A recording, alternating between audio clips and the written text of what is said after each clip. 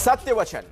नमस्कार, मैं हूं अखिलेश आनंद और आज का सत्य वचन यह है कि प्रयागराज, वाराणसी से आगे बढ़ती हुई गंगा ने अब पटना की जिंदगी का भी जंजाल बना दिया, इंसान की ढोल की खाल बना दिया है, जर्रे जर्रे को बेहाल बना दिया। और ऐसी स्थिति में हो यह रहा है कि बिहार की राजधानी पटना जिले के 100 से ज्यादा गांव में बाढ़ में समा गए हैं। नेता मंत्री सब हवाई यात्रा कर निकल जाते हैं। राम जाने ऊपर से क्या दिखता है क्या नहीं दिखता है, लेकिन हमें तो हकीकत देखनी थी, आपको हकीकत दिखानी थी। और सत्य वचन यह है, बिना जमीन पर जाए, बिना उस मटमैले पानी में उतरे हकीकत नहीं पता चलती।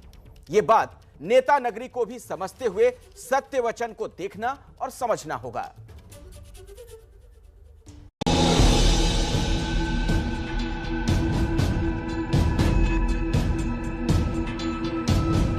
ये चारों ओर जो आप देख रहे हैं पानी ही पानी है।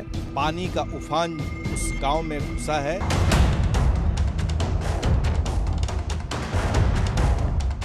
तबाही का आलम हम आपको दिखाएंगे कि किस कदर लोग जो हैं वो परेशान हो गए हैं। ये ना बहुत बड़ा जगह है या नहीं, कैसे रहे उसी बाल बच्चा के लिए कैसी रात भर जगरना करते हैं, रात भर जाग कर रहते हैं।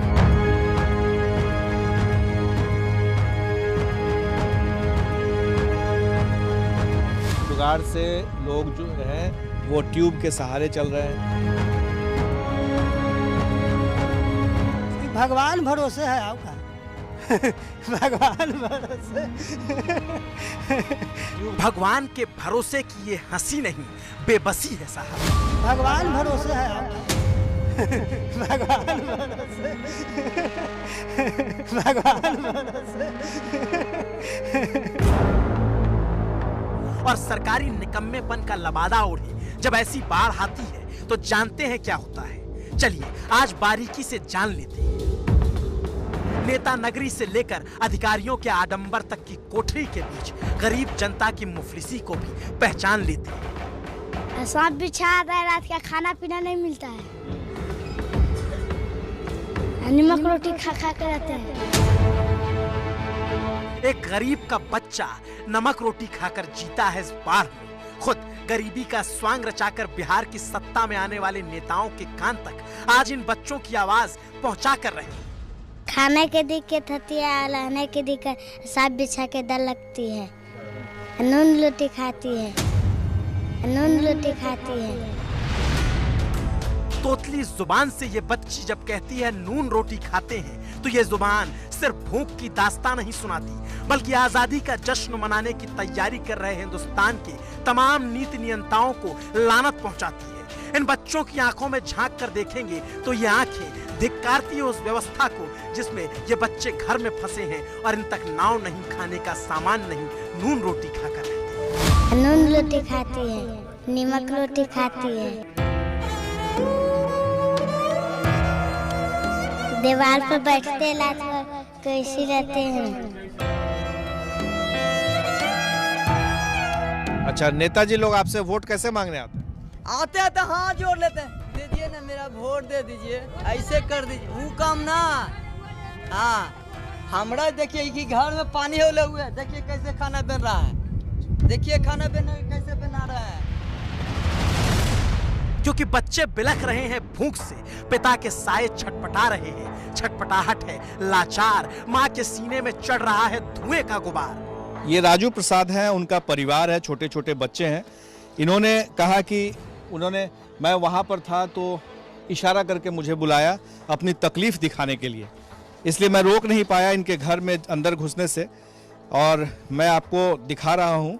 कैसे चलता है? नमक रोटी खाते, एक दिन नमक रोटी पकाते, एक दिन खाते, कहीं है कहीं नहीं, वह न जुटता है। अनाजो पानी नहीं अभी तक नहीं मिला है, नहीं खाया थी हुआ है, एक दिन खाते हैं, 2 दिन भूखे रहते हैं। आपके आंगन में तो पूरा पानी आया हुआ है, बच्चे जो हैं वो भीग रहे हैं, खुले बदन हैं, घर में रहने के लिए तो लगता ही जगह ही नहीं। आप देखिए ना बहुत बड़ा जगह है या नहीं, कैसे रहे उसी बाल बच्चा के लिए कैसी रात भर जगरना करते हैं, रात भर जाग कर रहते हैं। आप लोग को गैस सिलेंडर नहीं मिला है? सरकार कहती है कि सिलेंडर मिला है, उज्ज्वला योजना। तो यही सर पकाते, धुआं धुक कर करके पकाते हैं, अभी तक सिलेंडर भी एगो नहीं मिला है हमको। ना कोई पूछने वाला है, ना कोई बताने वाला है। 15 दिन से बाढ़ के पानी ने जिंदगी को अपनी मनमानी की कसौटी पर कस रखा है। नेता से लेकर अधिकारी तक, अधिकारी से लेकर कर्मचारी तक सब नदारद है। देश का दुर्भाग्य है ये घटना। जी हाँ, बिहार की राजधानी ये है पटना।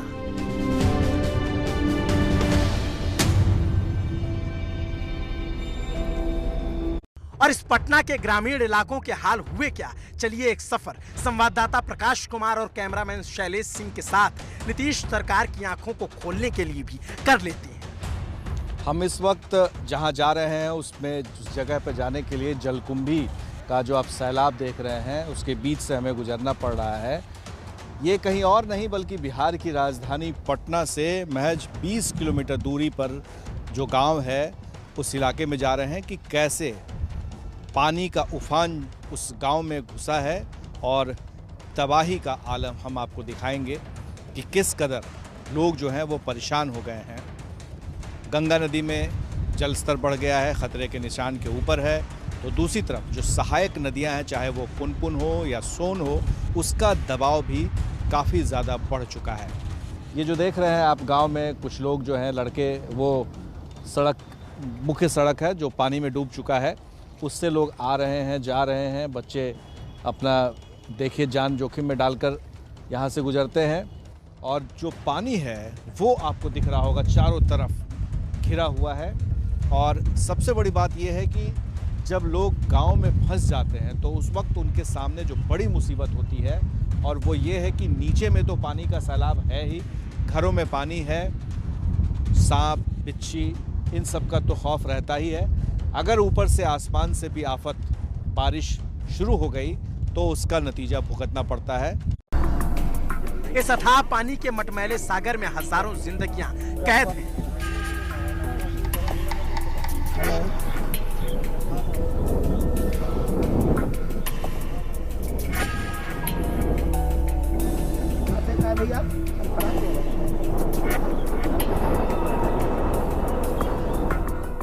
बगल में पटना से फतुहा की ओर जाने वाला नेशनल हाईवे 30 जाता है। उससे नेता, मंत्री, विधायक, अधिकारी सब जरूर जाते होंगे, लेकिन मजाल है कोई इन गरीब के बीच झांकने आया।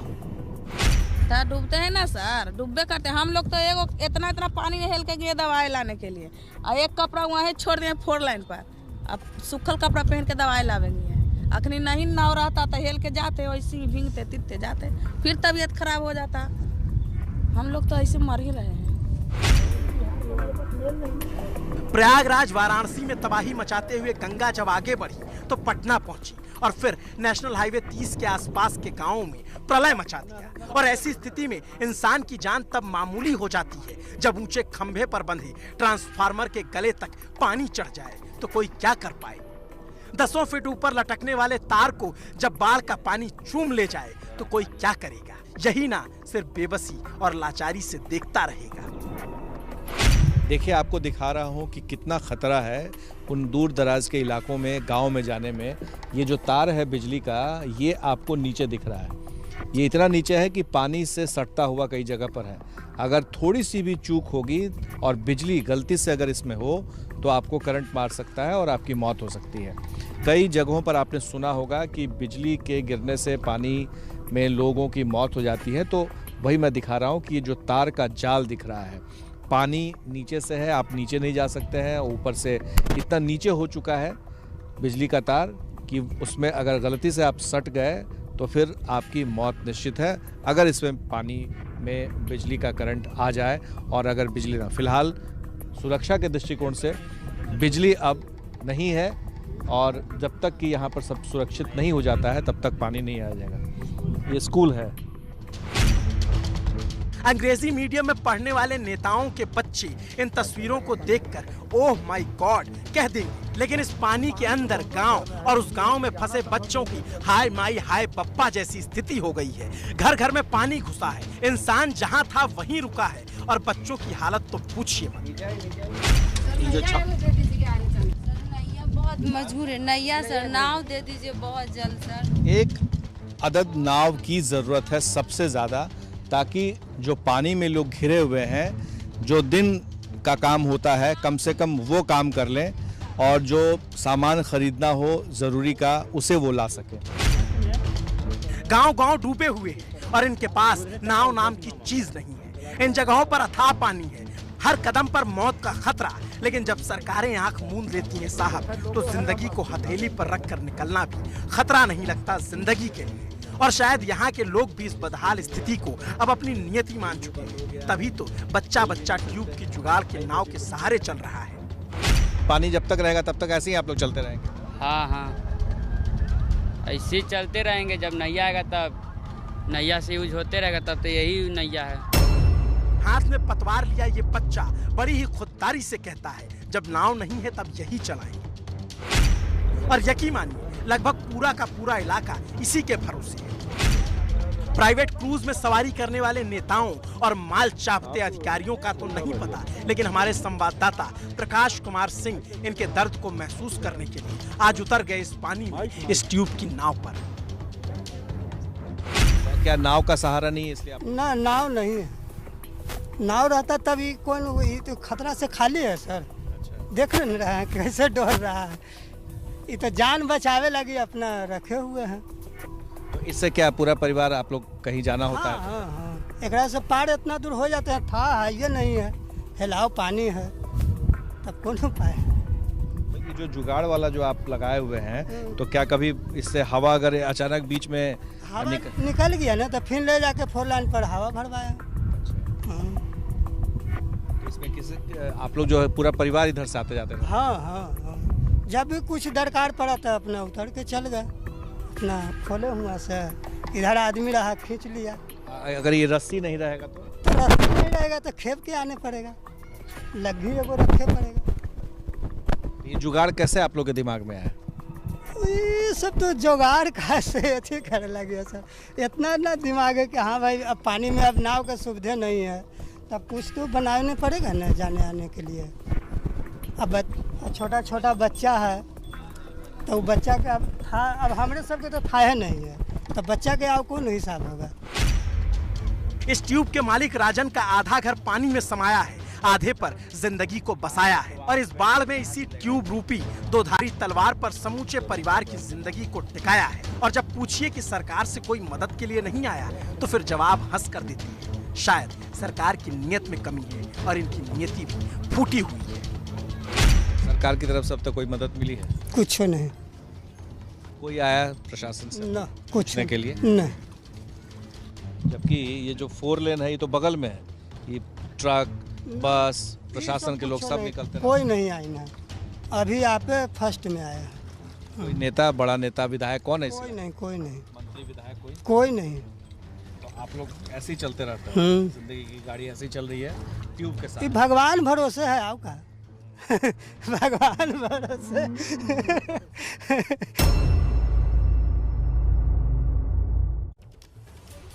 और देखिए, सबसे बड़ी विडंबना तो यह है कि हर साल इस तरीके के हालात बनते हैं। इन सब के बावजूद सरकार पहले से कोई मुकम्मल व्यवस्था नहीं करती है। सरकारी इमारतों और बाजारों में तिरंगे के रंग में लाइटिंग की जा रही है। दिल्ली में राजपथ से लेकर आरबीआई बिल्डिंग तक सब तिरंगे के रंग से सराबोर नजर आए। वहीं मुंबई में Chhatrapati Shivaji terminus, railway station और बीएमसी बिल्डिंग तिरंगे की रोशनी से गुलजार है।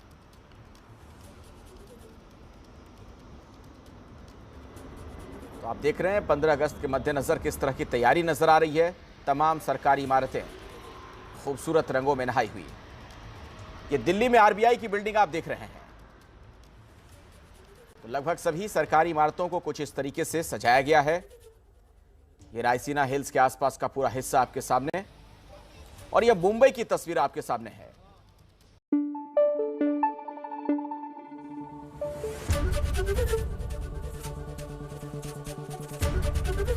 एबीपी न्यूज आपको रखे आगे।